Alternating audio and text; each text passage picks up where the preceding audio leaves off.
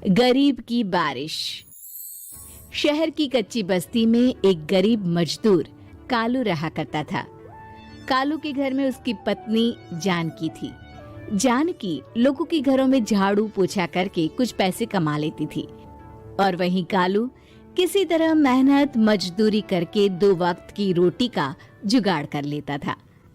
कुछ दिनों से हो रही बारिश के कारण कालू की मजदूरी बंद हो गई थी। अरे जानकी, इस बार तो बरसात ने हद ही कर दी, रुकने का नाम ही नहीं ले रही। कुछ समझ में नहीं आ रहा, अगर इसी तरह काम पर नहीं गया तो 2 वक्त की रोटी का जुगाड़ कैसे होगा। अरे तुम चिंता क्यों करते हो, बारिश का क्या है, 1 आध दिन में रुक जाएगी और उसके बाद में फिर से काम शुरू हो जाएगा। अरे 3 दिन तो हो गए, बरसात तो रुक ही नहीं रही है और आगे भी रुकने के कोई आसार नहीं दिख रहे। तो क्या हुआ, तुम्हारा काम बंद हुआ है ना। मैं तो अभी भी लोगों के घर झाड़ू पोछा करने जाती ही हूँ। मेरे पगार से कुछ दिन तो निकल ही जाएंगे। अरे घर का खर्चा तो हम किसी तरह चला लेंगे जानकी, लेकिन ये जो छत टपक रही है इसका क्या करेंगे। ये बात तो आपकी सही है। हमारी झोपड़ी अब काफी पुरानी हो चुकी है और इसके छप्पर में भी कई सारे छेद हो गए हैं। रात भर पानी टपकता रहता है। अरे मैं भी इसी बात से बहुत परेशान रहता हूँ। कहीं किसी दिन ज्यादा बारिश आ गई तो हमारी झोपड़ी टूटकर बिखर ना जाए। राम राम राम, ऐसी अशुभ बातें क्यों करते हो। अरे ऐसा कुछ नहीं होने वाला। ये झोपड़ी ही तो हमारा सब कुछ है। अगर यही नहीं रही तो हम जाएंगे कहाँ। ठीक है जानकी, जब तुम्हारी पगार मिल जाएगी तो कुछ पैसे बचाकर झोपड़ी के छप्पर की मरम्मत करवा लेंगे। शायद हमारी परेशानी कुछ कम हो जाए। ठीक है जी, अब ना ज्यादा परेशान मत हो। ये लो खाना खा लो और सो जाओ, सुबह मुझे भी जल्दी काम पर जाना है। जानकी और कालू अपनी झोपड़ी में सो गए। रात को अचानक से बहुत तेज बारिश शुरू हो गई। धीरे धीरे बारिश का पानी कालू की बस्ती में भरने लगा। पानी भरते भरते झोपड़ी के बाहर तक पहुंच गया था। सुबह के वक्त जब कालू और जानकी सोकर उठे, हे भगवान, ये क्या हो गया। बारिश का पानी तो हमारे घरों तक पहुंच चुका है। अब मैं काम पर कैसे जाऊंगी। रहने दो जानकी, तुम आज काम पर मत जाओ। ऐसे पानी से निकल कर जाओगी और बीमार पड़ गई तो लेने के देने पड़ जाएंगे। लेकिन अगर नहीं गई तो मालकिन लोग नाराज हो जाएंगे। आप जानते हैं ना, बड़ी मुश्किल से 1 दिन की छुट्टी भी नहीं देती है। अरे लेकिन जान की झोपड़ी के बाहर तो पूरी बस्ती में पानी भरा है, तुम जाओगी कैसे। जानकी जैसे तैसे करके काम पर चली जाती है, लेकिन अगले दिन फिर से बहुत ज्यादा बारिश होती है और बस्ती में ज्यादा पानी भर जाता है। आज तो मैं तुम्हें किसी भी तरह काम पर नहीं जाने दूंगा। अरे अगर तुम्हें कुछ हो गया तो क्या होगा। ठीक है, तुम ठीक ही कहते हो, आज नहीं जाती। अगर मालकिन नाराज हो गई तो मना लूंगी किसी तरह। अरे मनाने वाली क्या बात है, जब तुम बताओगी कि हमारी झोपड़ी में पानी भर गया है तो वो खुद ही समझ जाएंगे ना।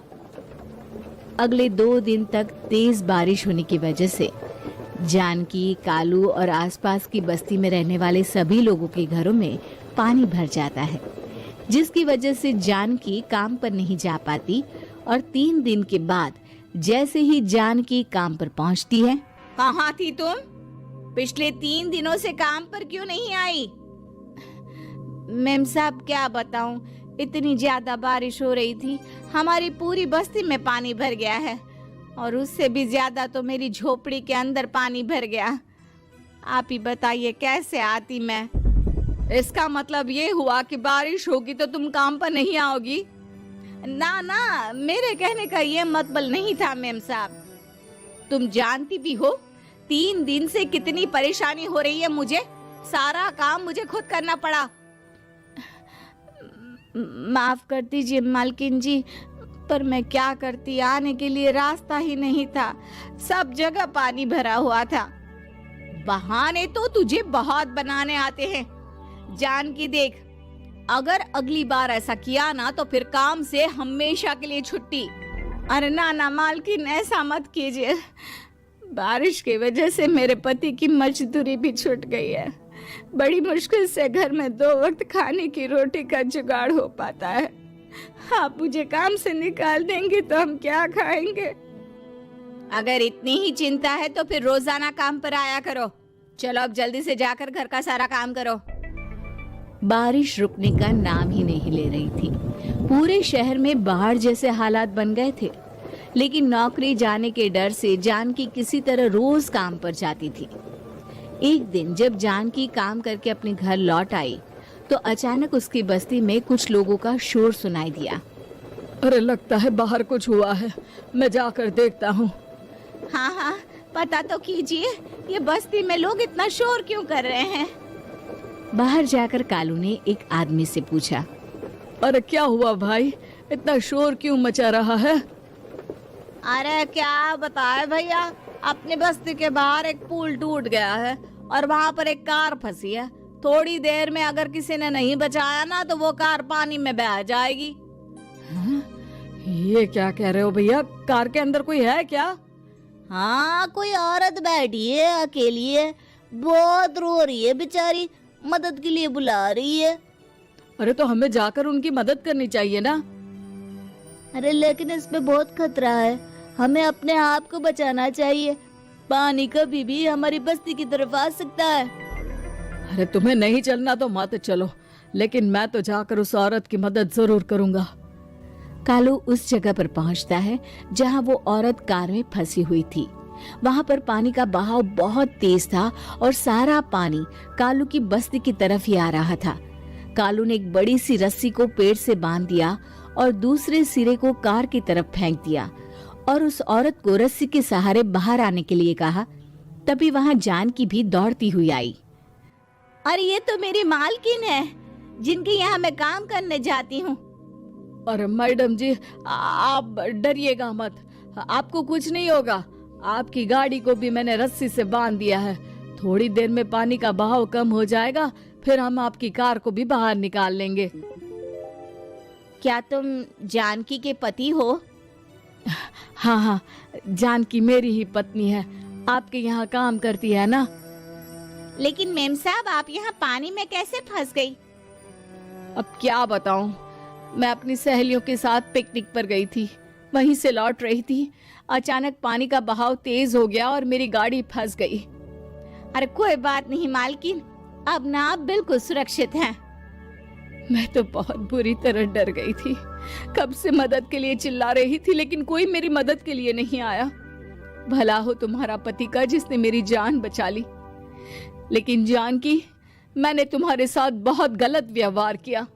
इतने खराब मौसम और बाढ़ में भी तुम्हें काम पर आने के लिए कहा, नौकरी से निकालने की धमकी भी दी, और तुमने मेरी जान बचाई। मुझे माफ कर दो। अरे कोई बात नहीं मालकिन, आपकी जान बचाना तो हमारा धर्म था। देखो जानकी, तुम्हारी झोपड़ी में जो भी नुकसान हुआ है उसके लिए मैं तुम्हें पैसे दूंगी। आज तुम्हारे पति ने मेरी जान बचाई है और आज के बाद मैं तुम्हें कभी भी नौकरी से निकालने की धमकी नहीं दूंगी। आज मैं तुम्हारी परेशानी को अच्छी तरह समझ चुकी हूँ। हम जैसे पैसे वाले लोगों के लिए अपने घर में बैठकर बारिश का मजा लेना बहुत आसान है, लेकिन तुम गरीब लोगों के लिए बाढ़ और बारिश काफी परेशानी खड़ी कर देते हैं। ये बात मुझे आज अच्छी तरह समझ आ गई है। आपका बहुत बहुत धन्यवाद।